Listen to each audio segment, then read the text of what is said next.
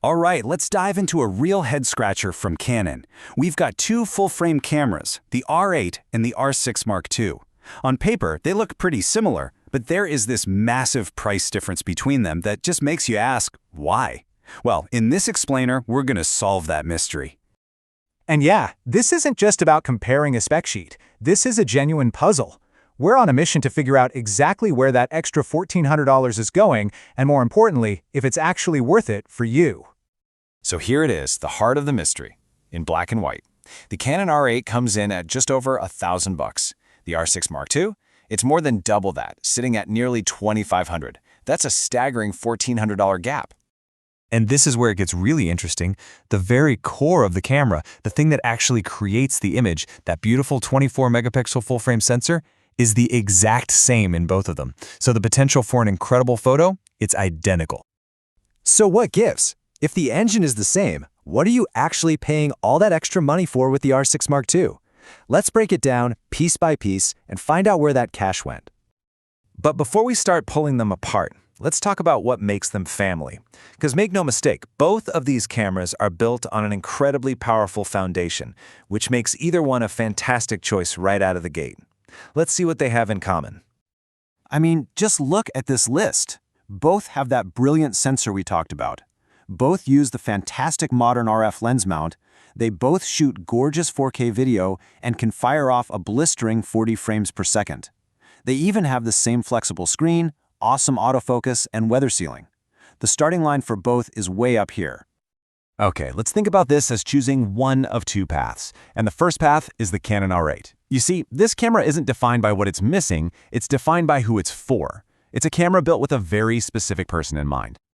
Check this out, 461 grams. For a full-frame camera, that is incredibly light.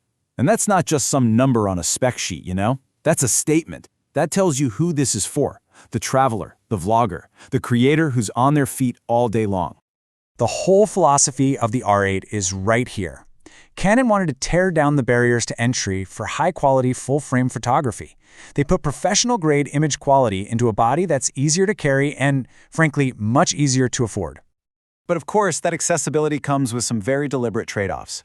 To hit that low weight and low price, some of the pro-level features had to go. So there's no in-body stabilization, you get only one memory card slot, a smaller battery, and a slower mechanical shutter. These are the compromises you accept for that portability and value. Now let's walk down that other path, the R6 Mark II.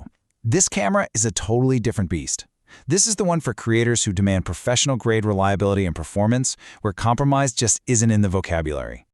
And let's start with the number that really tells the story. The R6 Mark II has almost 5,000 autofocus points. The R8 has just over 1,000. We're talking about a massive difference in its ability to lock onto and track fast-moving subjects anywhere in the frame. And that's because this camera is built for people whose job depends on getting the shot every single time. It's for the serious enthusiast who's constantly pushing the limits, whether they're shooting sports, wildlife, or once-in-a-lifetime events. Now let's talk about maybe the single biggest difference, in-body image stabilization, or IBIS. It's this incredible system inside the camera that physically moves the sensor around to cancel out your shaky hands. And this is a total game changer, because it means every lens you put on it, new, old, whatever, is suddenly stabilized. And the difference is just staggering. The R6 Mark II gives you an incredible 8 stops of stabilization. The R8? It has none. 0. This means with the R6, you can shoot handheld, ridiculously dark situations and still get perfectly sharp photos. It's a superpower the R8 just doesn't have. So we've got these two very different philosophies, but how do you actually choose between them? Well, let's make this super practical. We can boil it all down to a simple checklist of just 4 questions you need to ask yourself. It really just comes down to these 4 things. Stability? Do you often shoot handheld in low light? Stamina? How long do you need to be shooting on a single battery? Backup? Is losing your photos, even for a second, an option? And speed? Are you trying to capture fast-moving action? Your answers are going to point you straight to the right camera. So let's talk stamina. The R6 Mark II gets 580 shots on one charge. That is exactly double the 290 shots you get with the R8. Now, if you're shooting an all-day event like a wedding, that isn't just a nice-to-have, that's a professional necessity. And what about speed? Well, it's the same story all over again. The R6 Mark II doubles the R8's performance, shooting at 12 frames per second with its mechanical shutter, compared to just 6 on the R8. When you're trying to nail that perfect split-second moment in sports or wildlife, having twice as many photos to choose from is a massive advantage. So this is it. This is where that $1,400 goes. You're paying for that incredible stabilization, the absolute peace of mind of having dual card slots, a much more advanced and intelligent autofocus system, and the creative freedom of shooting in raw video. These are true professional features.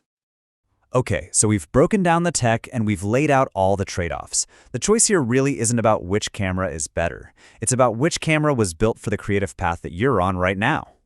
It really comes down to two kinds of creators, right? The R8 user is all about portability and value. They get that professional image quality without the professional weight or the professional price tag. The R6 Mark II user, on the other hand, is all about reliability and performance. Their work demands the absolute best tools for the job. Full stop. And that's really the final question for you. Once you figure out your own priorities, that freedom of portability versus the rock-solid security of professional performance, the choice between these two amazing cameras becomes incredibly simple.